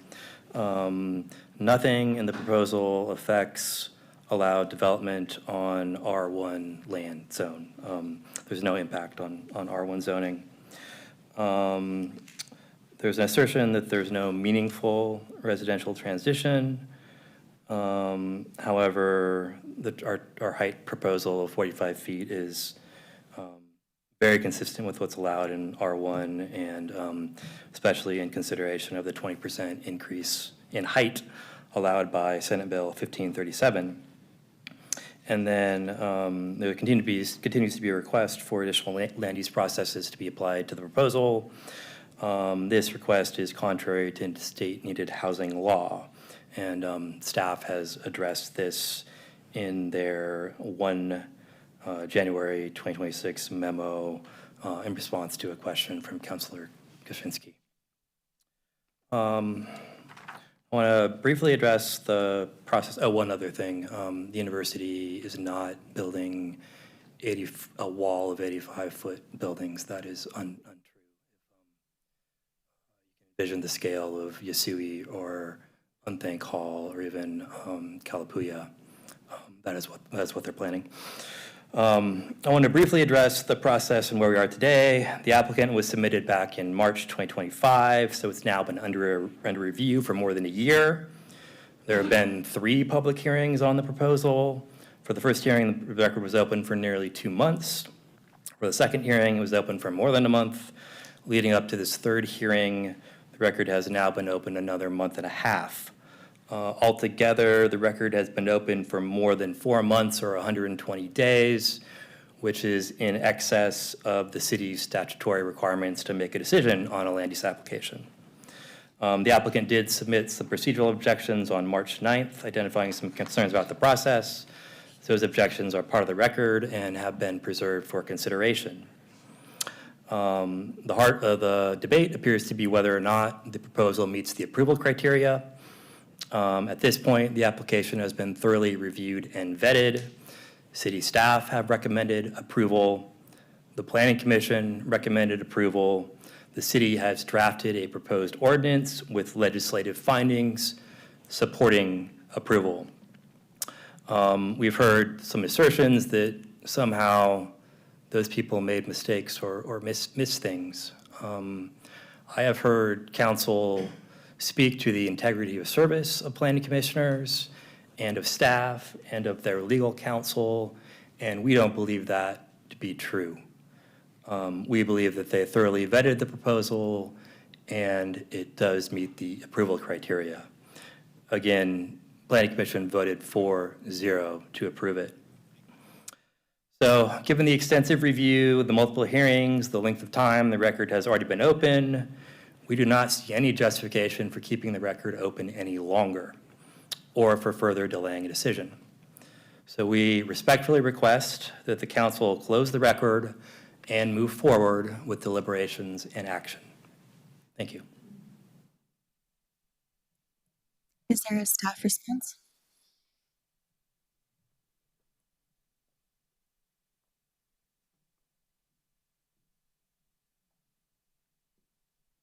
Good evening again, Jeff Gupper, Principal Planner. At this time, there's no formal staff response, but we're happy to answer any questions you may have for us. Are there any questions that councilors wish to ask staff? Councilor Zelenka? Yeah, thank you. Very impressive testimony tonight, very professional. I've been doing this for 20 years, and I have never seen an application like this where it was so fundamentally flawed that they had to redo it and submit it so substantially that revisions that that we had to require another public hearing. I've read a lot of the record. While the U of O removed many of the parts that were problematic for the neighbors and that were inconsistent with the approval criteria, it doesn't appear that they've removed all of the inconsistent aspects. Just to be clear, this isn't about student housing, but about the impacts on the Fairmont neighborhood. That hasn't changed. My understanding is the number of students hasn't changed. It's been relatively flat. There's not a lot more new students, and maybe staff can bring that back to us about the data on that. The burden of proof is indeed on the applicant to show that they're consistent with their approval criteria. And the staff's supposed to do the analysis to show that it is or is not. I was pretty disappointed in the lack of critical thinking and analysis in that regard. I agree that these refinement plans need to periodically be reviewed and updated, but not completely changed and take out many of the important aspects of it.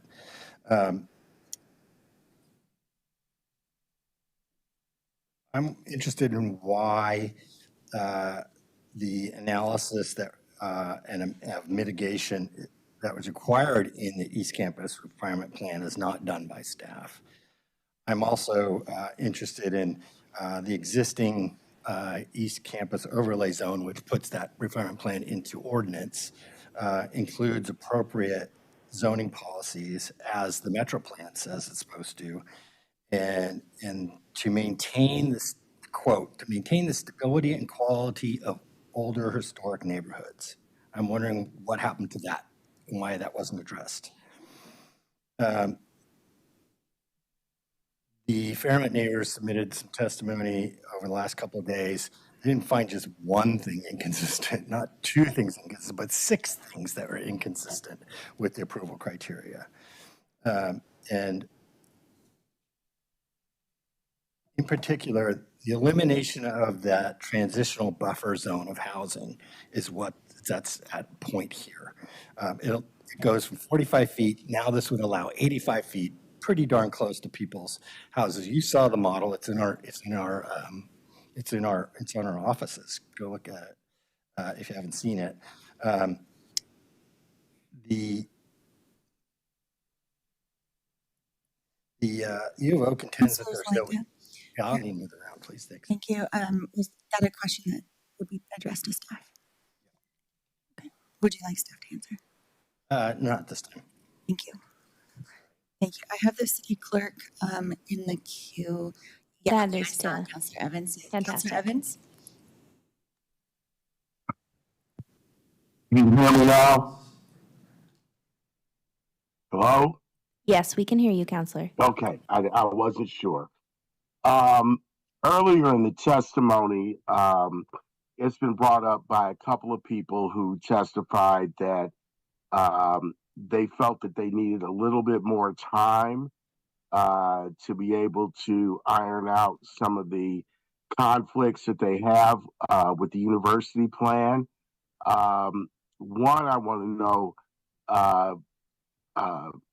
besides what Alan just mentioned, are there other stumbling blocks to making this happen that would require us, or not necessarily require us, if we decided to do it, we can do it or not do it, that would push us out another couple of months in terms of ultimate approval of this proposal or denial of the proposal if if the neighborhood and the university can't work through those sticking points?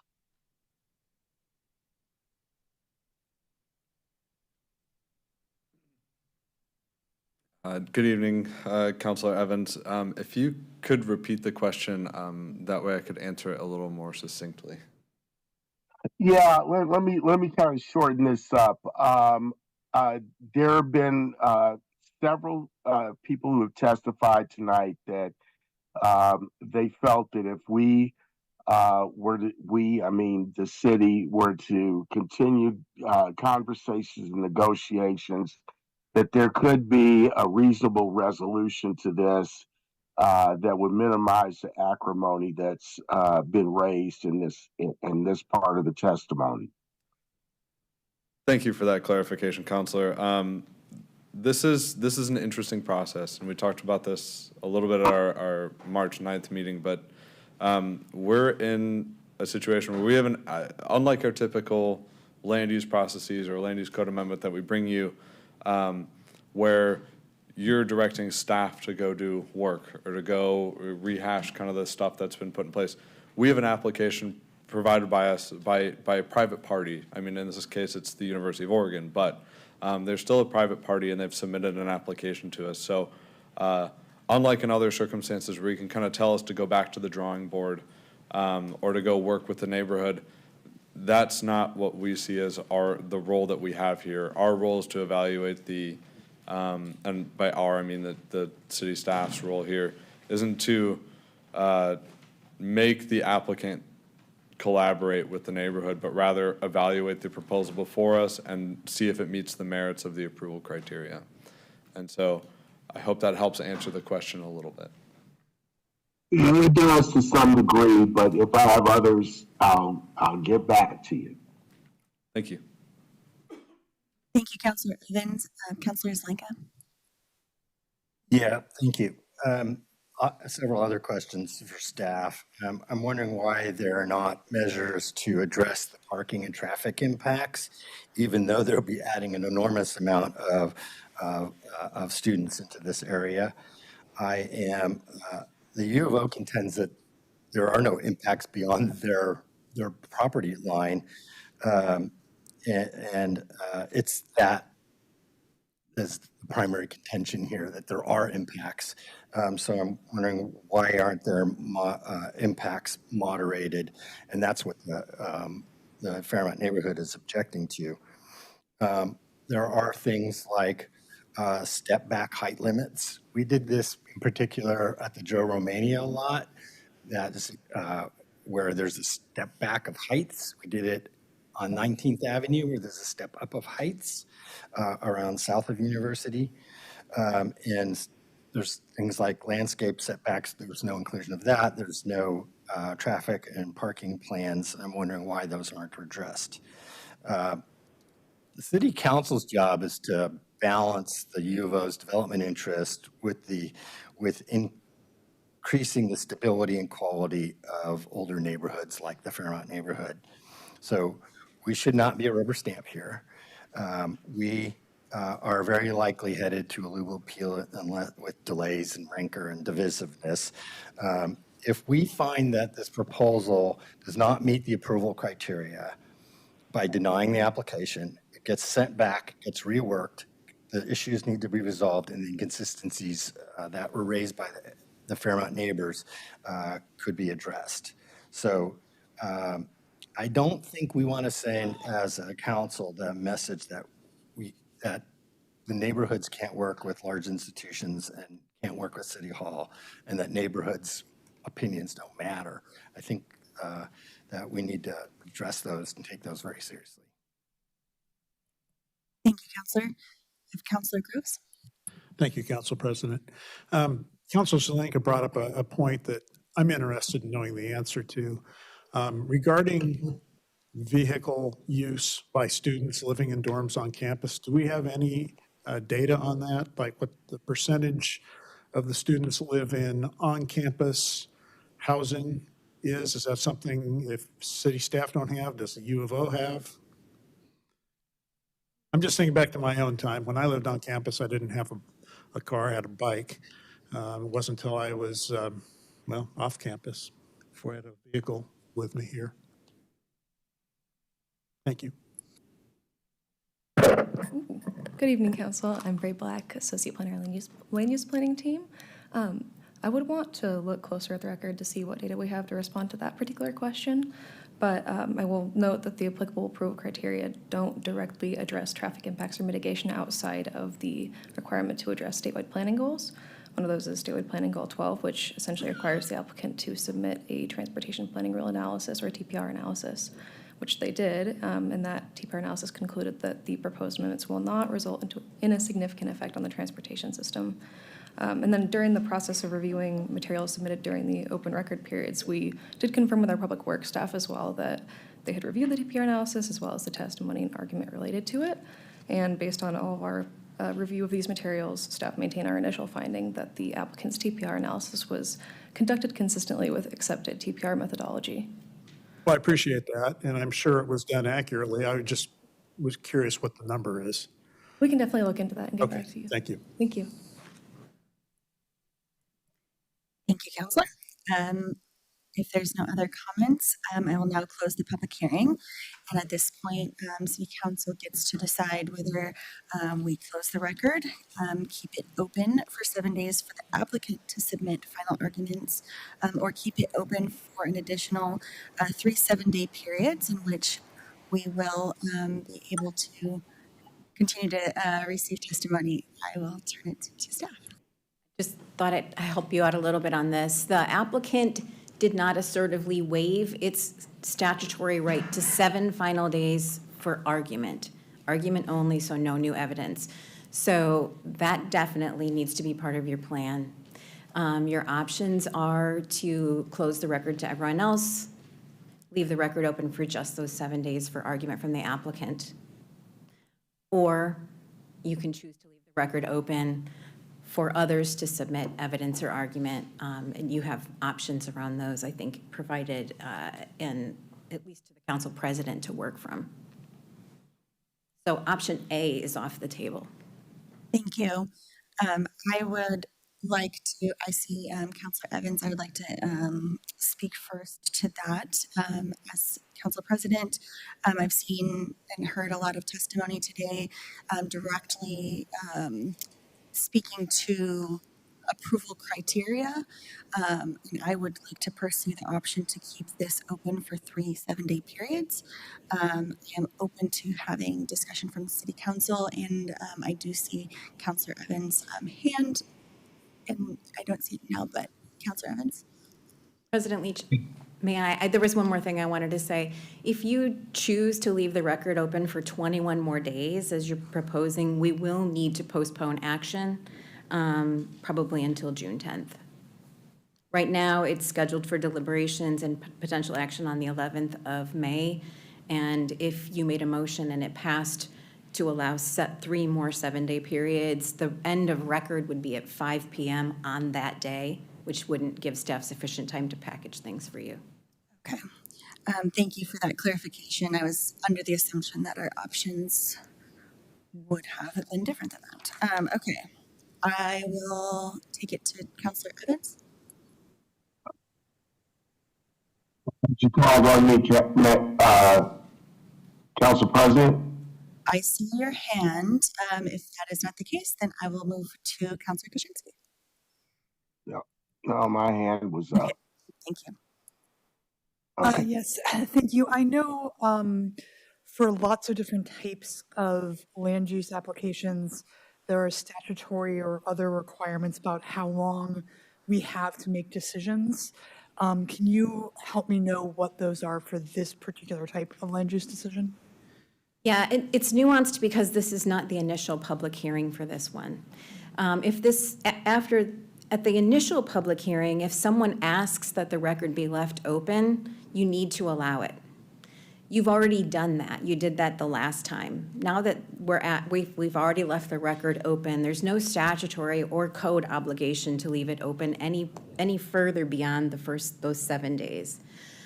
Your question was more specifically? I know that for certain types of land use applications, there's a sort of a deadline for when we have to make a decision.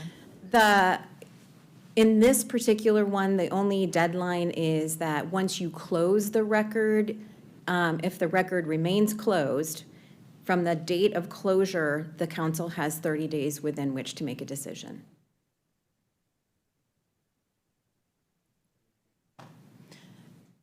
Once the record has been closed, so if you leave it open for 7 more days, it would be 37 days from tonight that a decision must be made, 30 days after the record is closed.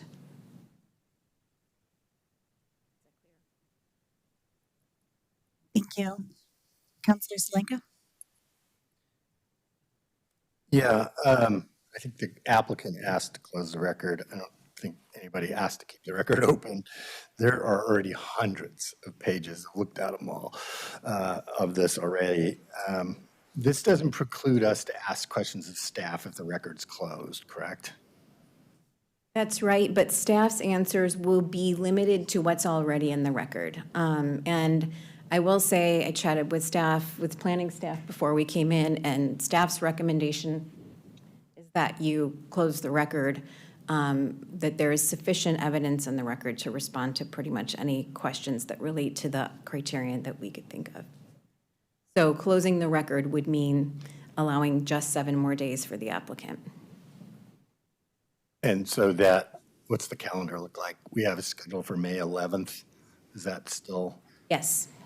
So that would work. So we could close the record, applicant would have 7 more days, and then that's it. And then we would have 30 days after that to make a decision, and the May 11th date actually fits within that calendar. Yes. That would be my preference. There's way more than enough info here. Thank you. Counselor Evans, I do see your hand. Yeah. Thank you. Thanks, Council President. One question I asked a while back about this that I've never really got a clear answer to, and that is, how many students are we looking to accommodate with this build out? Are we looking at 5,000? Are we looking at 10,000? Exactly how many students is the university looking to add? Thanks for the question, Councilor Evans. Staff would be happy to look through the record materials and see if that exact number is provided within those materials. It would be helpful if we knew the number of students that would be accommodated by this type of development. Absolutely, we will do our best to and what the neighborhood is looking forward to. Absolutely, we will do our best to provide that information to you prior to any further, the next action. Thank you. Thank you, Counselor Evans. City Attorney, do we need to have a vote on this, or I feel like I'm getting a general consensus among my... I think that it would be a good idea. So I think that it would be a matter of, if you were looking for a motion based on what Counselor Zelenka was proposing, it would be a motion using the terms that I provided you with option B. Yes, so move to... Oh, sure. Oh. It would be a motion, that the record remain open for 7 days until 5 p.m. on April 27th for only the applicant to submit final arguments and no new evidence. So moved. Second. All in favor? Lock in on your device.